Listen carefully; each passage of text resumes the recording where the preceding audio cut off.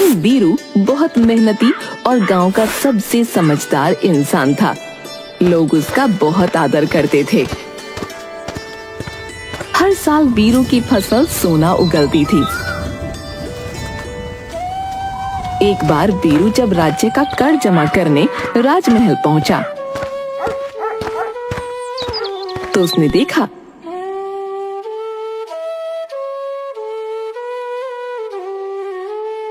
महाराज, राजकोष खाली हो रहा है।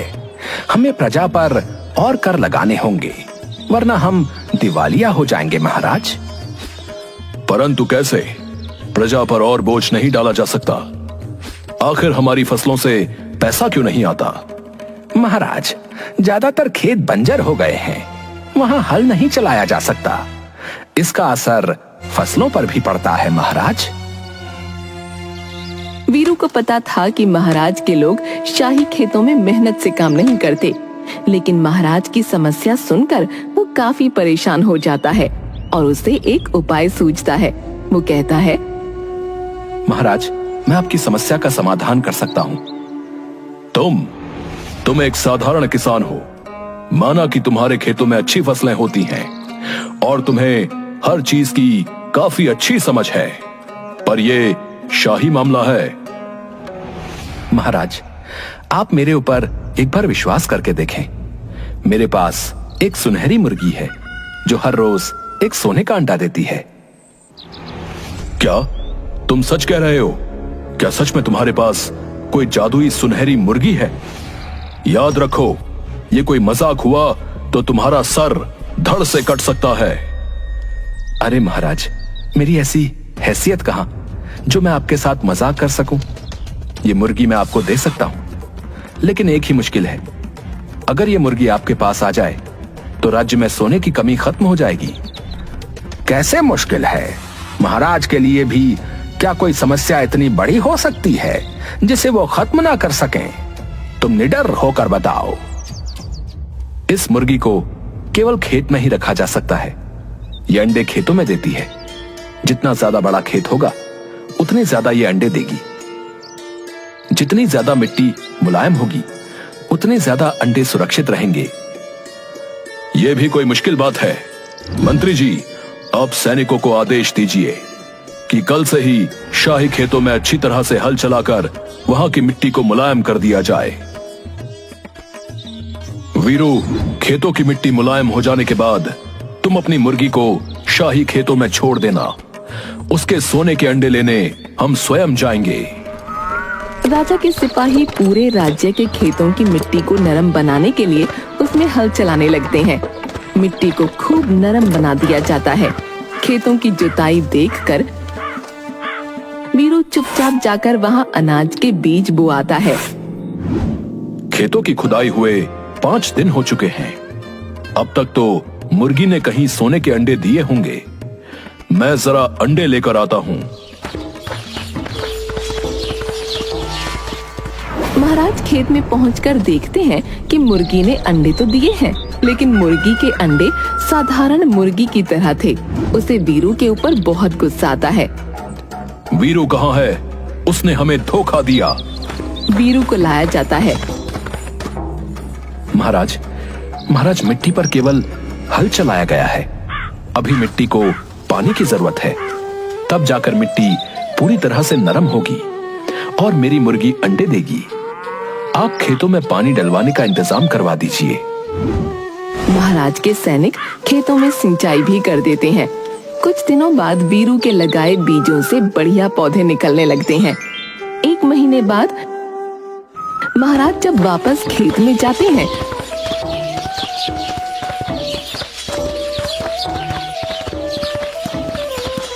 तो उन्हें मुर्गी के अंडे तो नहीं मिलते, लेकिन चारों तरफ खेतों में हरियाली दिखाई देती है। वो फिर से वीरू को बुलाते हैं।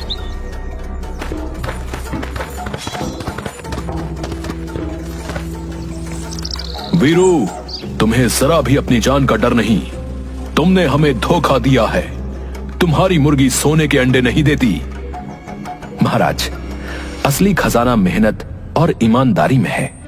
शाही खेतों में सही समय पर जुताई और सिंचाई हो, बेहतरीन फसल होगी। जिसको बेचकर अच्छा खासा मुनाफा होगा और राजकोष सोने से भर जाएगा। तू सही कह रहा है, मुझे अपनी गलती समझ आ गई। तुम बहुत समझदार हो। मैं चाहता हूं कि तुम मेरे सलाहकार बन जाओ। वीरू महाराज का सलाहकार बन जाता है। महाराज वीरू को बहुत से उपहार देते हैं। सब कुछ बहुत अच्छा चल रहा होता है कि एक दिन महाराज के पास सूचना आती है। दुहाई हो महाराज, राज्य में बड़ी मुसीबत आ गई है। काली नाम की एक जादूगरनी राज्य में घुस आई है और जो उसकी बात नहीं मानता वो उन्हें पत्थर का बना रही है।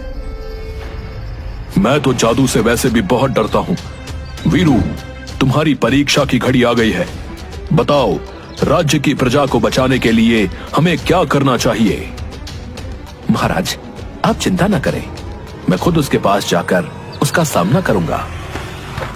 वीरू गांव में बनाए गए काली के जादुई महल में जाता है। काली, तुम एक शक्तिशाली जादूगरनी हो। मैं जानना चाहता हूं कि तुम हमारे गांव में क्यों आई हो और क्या चाहती हो। तेरी हिम्मत कैसे हुई मुझसे ऐसा प्रश्न पूछने की? ये सारा ब्रह्मांड मेरा है, मैं कहीं भी जा सकती हूँ। मेरी शक्ति को कम मत समझ। तू गांव वालों को डराकर पत्थर बनाती है, उन्हीं से तेरा अंत होगा। तू इन सीधे गांव वालों पर राज्य नहीं कर सकती। वीरू गांव वालों को एकजुट करता है और सब मिलकर काली के महल पर पत्थरों से हमला कर देते हैं। काली इस अचानक हमले से घबरा जाती है और गायब हो जाती है। महाराज बहुत खुश होते हैं और वीरू को मंत्री बना देते हैं। ये देखकर राजा का मंत्री वीरू से ईर्ष्या के कारण उसे बदनाम करने की योजना बनाता है। ये वीरू तो महाराज का बड़ा ही चहेता बनता जा रहा है। अगर इसे जल्दी ही नहीं रोका गया तो महाराज इसे एक दिन प्रधानमंत्री बना देंगे और हम सबको इसके नीचे काम करना पड़ेगा। इसे महाराज की नजरों से नीचे गिराने के लिए मुझे जादूगरनी काली से मिलना होगा। मंत्री जादूगरनी काली से मिलता है। काली, मुझे वीरू को खत्म करने में मदद करो। बदले में मैं तुम्हें राज्य का आधा हिस्सा दूंगा। वीरू को हराना आसान काम नहीं है। वो बहुत चतुर है। आपने देखा नहीं, उसने मेरे जैसी शक्तिशाली जादूगरनी को भी 1 मिनट में हरा दिया। लेकिन उसने मुझसे दुश्मनी कर ली है। मुझे उसको इसका मजा चखाना ही होगा। मैं अपनी जादुई ताकत से उसे अपने जादुई जाल में फंसा लूंगी। जैसा मैं कहती हूँ आप बस वैसा करना। काली वीरू को फंसाने के लिए मंत्री को जादुई बीज देती है।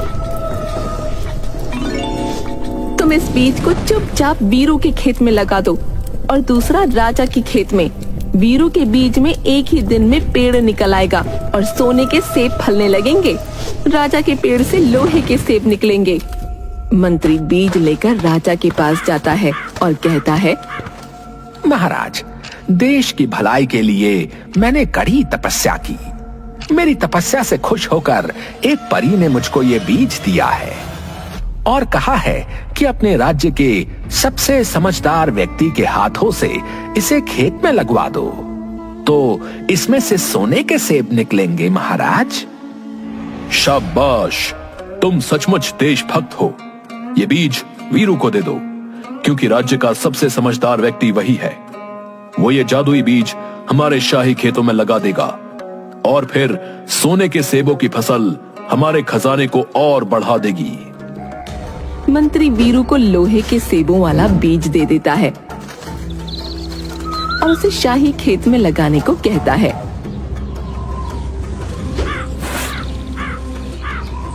और खुद सोने के सेब वाला बीज वीरू के खेत में लगा देता है। कुछ दिन बीत जाने के बाद वो वीरू के सेब के पेड़ से एक सोने का सेब तोड़ता है और बाकी सब उसके खाट के नीचे छुपा देता है। फिर राजा के पास पहुंचता है। महाराज, काफी दिन हो गए हैं। मेरे जादुई बीज में से तो अब सोने के सेब निकलने लगे होंगे। चलिए, आपके शुभ हाथों से ही पेड़ में से सोने के सेब तोड़ते हैं।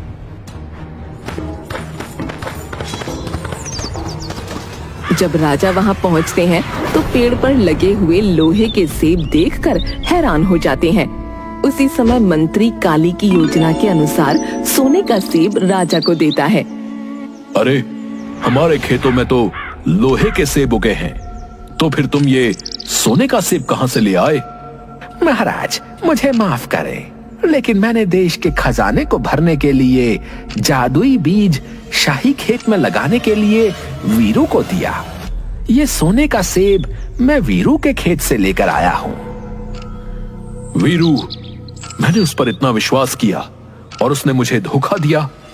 वीरू को मेरे सामने पेश किया जाए। वीरू को राजा के सामने लाया जाता है तो राजा बीज के बारे में पूछता है।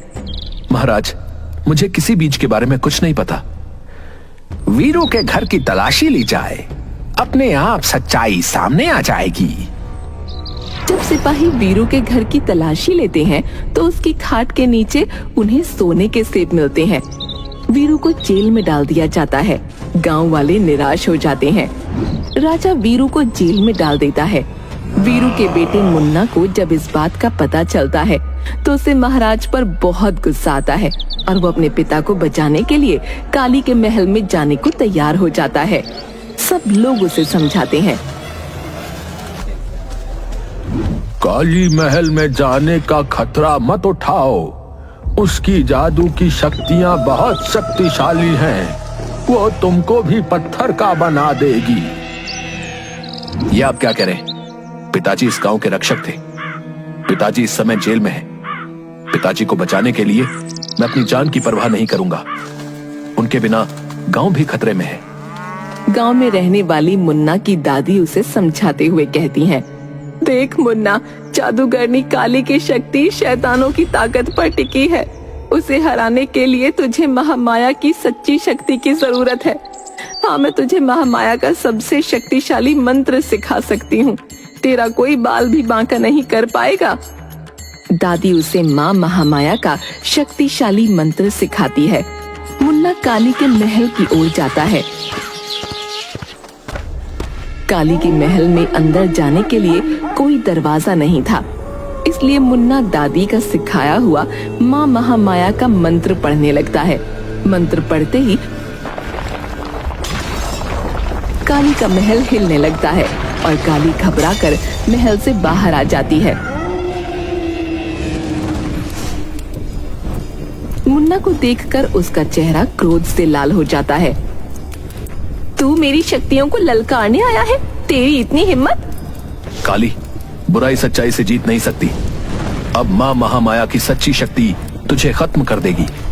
इससे पहले कि काली अपने मंत्र से मुन्ना को पत्थर का बनाती, मुन्ना जोर जोर से दादी का बताया हुआ मंत्र पढ़ने लगता है, जिसकी शक्ति से काली अपनी शक्तियों को खो देती है और एक साधारण महिला में बदल जाती है।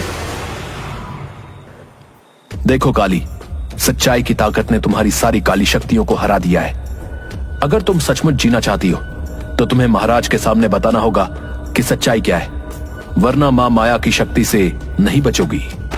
मुन्ना काली को ले जाता है जहाँ गांव वाले और राजा इकट्ठा होते हैं। काली सबको सच्चाई बताती है कि वीरू से बदला लेने के लिए उसने मंत्री के साथ मिलकर ये योजना बनाई थी। महाराज वीरू को छोड़ देते हैं और काली को सच बोलने के लिए बहुत सारे उपहार दिए जाते हैं। अपना इतना सम्मान देखकर काली को पहली बार बहुत अच्छा महसूस होता है। वो सोचती है, आज तक कभी किसी ने मुझसे इतना प्रेम नहीं किया, इतना सम्मान नहीं दिया।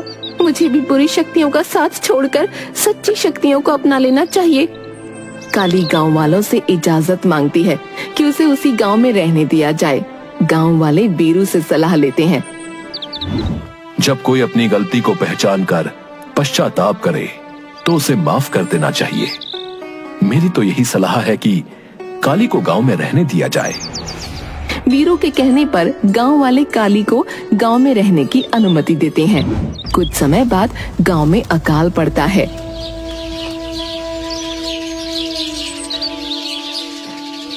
बारिश होने के कोई आसार नहीं दिख रहे हैं।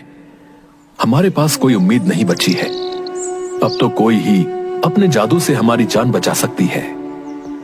मैंने अपनी जादुई शक्तियों को कभी भी उपयोग न करने की कसम खाई थी।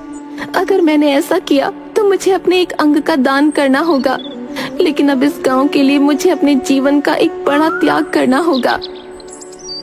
काली गांव के प्राचीन मंदिर में जाती है और अपनी जादुई शक्तियों का उपयोग करके बारिश लाने के लिए एक अनुष्ठान करती है। बारिश होते ही काली अपनी आंखें खो देती है।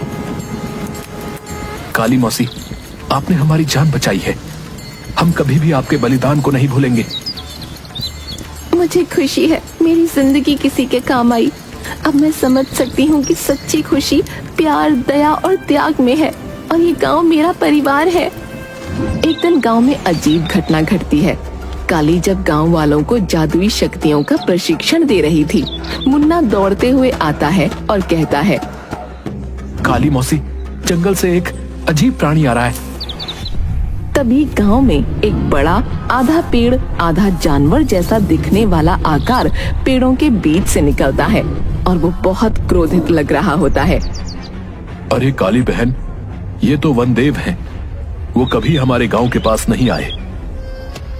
मुझे दिखाई तो नहीं दे रहा, लेकिन महसूस हो रहा है कि उन्हें हमारी मदद की जरूरत है। गांव वाले वनदेव के सामने इकट्ठा होते हैं। वो गुर्राता है और टेलीपैथी संदेश भेजता है। काली उसे समझ लेती है। काली वीरू से कहती है, वीरू भाई, वनदेव कह रहे हैं कि क्योंकि मैंने सच्चाई का साथ देना शुरू कर दिया है, बुरी शक्तियाँ मुझे खत्म कर देना चाहती हैं। मेरे ऊपर जादुई शक्तियों का काला बादल मंडरा रहा है। काली बहन, तुमने हमेशा हमारे गांव की रक्षा की है।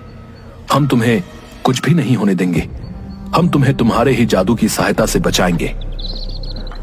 हाँ पिताजी, हम कई मौसी के सिखाए हुए जादू से कांटे बुनकर हम उन शक्तियों को रोकेंगे और पेड़ों की बेलें हमारी सुरक्षा बढ़ा देंगी। गांव के लोग काली के सिखाए जादू का इस्तेमाल करते हैं और जमीन में से तरह तरह की बेलें निकलकर एक दूसरे से जुड़ जाती हैं। लेकिन जैसे ही रात होती है, बुरी शक्तियां पेड़ की बेलों की जाल से बाहर आ जाती हैं। गांव में अंधेरा होने के कारण वो इधर उधर वार करने लगती हैं,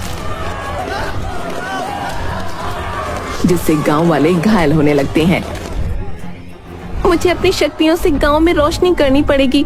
अगर मैंने रोशनी नहीं की तो वो बुरी शक्तियां पूरे गांव को शमशान में बदल देंगी। समय आ गया है, मुझे अपनी जान की कुर्बानी देनी होगी। काली आगे बढ़ती है, अपनी सारी शक्तियों को अपनी सांसों में रोक लेती है और उसकी जादुई शक्तियां एक चकाचौंध रोशनी में बदल जाती हैं। रोशनी से घबराकर बुरी शक्तियां कमजोर होकर गायब हो जाती हैं, लेकिन काली जमीन पर गिर जाती है। वीरू एक सच्चा किसान है। उसकी वजह से सिर्फ मैं नहीं बदली, बल्कि पूरा गांव बदल गया। असली जादू सच्चाई और मेहनत में, आपसी प्रेम में होता है। मैं चाहती हूँ कि मेरा ये गांव हमेशा इस बात को याद रखे। ऐसा कहने के बाद काली की मृत्यु हो जाती है, लेकिन जादूगरनी काली के इस त्याग को कभी भी कोई नहीं भूला और गांव का नाम बदलकर कालीपुर रख दिया गया।